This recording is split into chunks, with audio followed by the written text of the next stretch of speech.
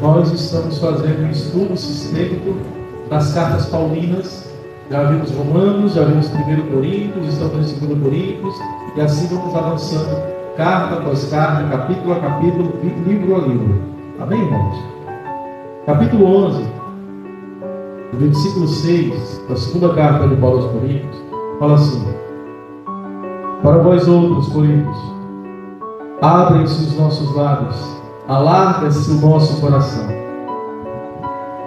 Não tendes limites em nós, mas estáis limitados em vossos próprios afetos. Ora, como justa retribuição, fala-vos como a filhos, dilatai-vos também a nós. Amém? Como já falamos, a igreja em Corinto era uma igreja muito fervorosa. Apesar de haver naquela igreja uma manifestação dos dons espirituais e do fruto do Espírito, também havia naquela igreja uma grave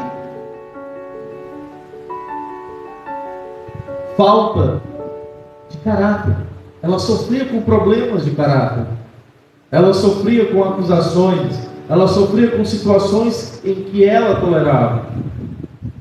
E Paulo aqui no versículo 11, no capítulo 6, ele fala: eu cuido de vocês, eu me abro para vocês, eu dou atenção a vocês, porém vocês estão se fechando para comigo. Vocês não permitem que o ensino chegue até vocês. Vocês não permitem que a mudança, a ação da parte de Deus através da minha vida atue na vida de vocês.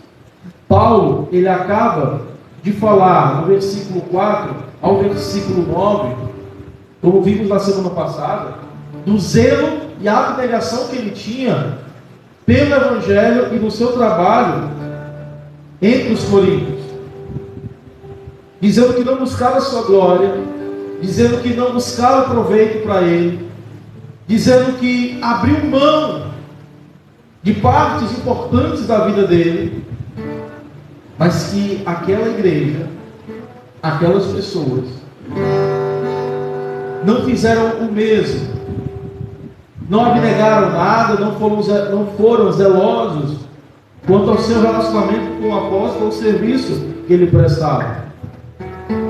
Mas, ainda assim, nisso, temos um perfeito ensino da parte do Senhor para as nossas vidas.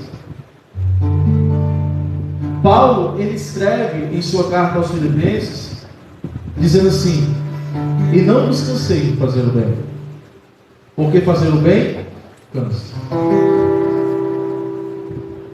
Quando vemos Paulo pedindo para que os coríntios se abrissem para ele também, é para que a obra fosse ainda mais proveitosa no meio daquele povo, porque ele sabia que se eles se fechassem, a palavra não surtiria o devido efeito na vida deles. Pois o que Paulo buscava não era propriamente dito a afeição deles. O que Paulo buscava não era ser querido no meio deles.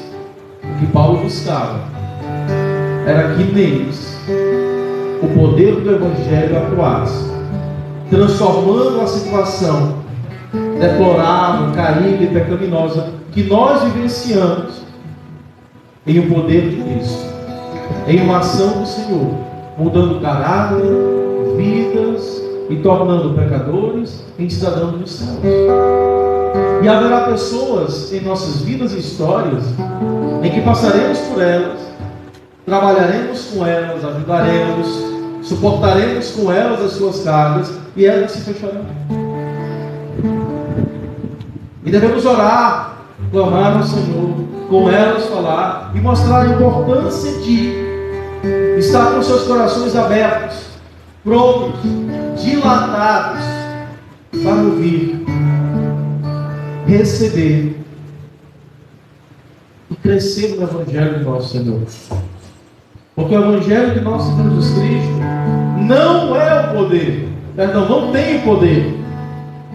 Ele é o poder de Deus, que transforma pecadores como você e eu em cidadãos dos céus. em pessoas que antes desejavam tudo que era contrário a Deus e hoje anseiam em estar constante e insistentemente na presença de Deus. Essa é uma obra e uma ação do Espírito Santo. Pois somente e inclusive pelo Espírito Santo é que nós podemos crer. Estou com um problema, a vida está difícil, mas Deus é Deus na minha vida.